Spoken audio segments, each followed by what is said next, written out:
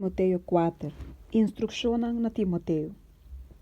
Mas Espírito te avisa claramente que em último tempo não algum locai for de fé, dor de pagar atenção na espírito na enganoso e doutrina na de demônio não, para meio de hipocrisia de ganhador não, que não mes consciente a hora que má como se fuera, ta correr o caiente saque a hora assim, que não te proíbe matrimônio e te ordenar para abstener de comida, lo qual Deus a cria para o compartilhar com agradecimento, dor de não que te quer e te conhecer a verdade.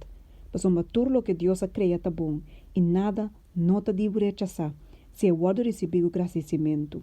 Mas uma eta word santificar para meio da palavra de Deus e oração. Se vamos ser humana riba e cosna aqui, lo botar bom servidor de Cristo Jesus, alimentar com a palavra não de fé e de doutrina sana que boa sigue.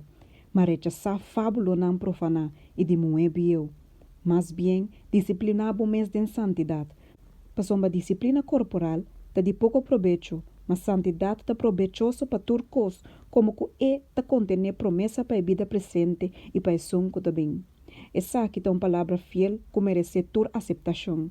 Passou uma tapaiça que nos trai luta, passou uma nossa fija, nossa esperança de Deus vivo, que ainda tá salvador de tur gente, especialmente de creyente não. Ordenar e sim é coisa aqui. Não laga nenhum gente menospreciar a juventude, mas mais bem de palavra, conduta, amor, fé e pureza, demonstrar bom mês de tal um exemplo para ensinar que quer. De ora me bem, ocupar bom mês com lesamento de escritura, exortação e ensinamento.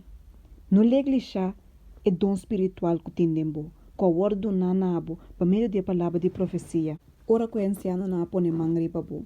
Percurar para coisa aqui, seja dedicada não, para o progresso por tá visto para tu rende, para bom tino na bom mês e na bocinhança, perseverar em coisa aqui, para uma hacienda saque lobo segurar salvação, tanto para bom mês como para ensinar que te tendebo.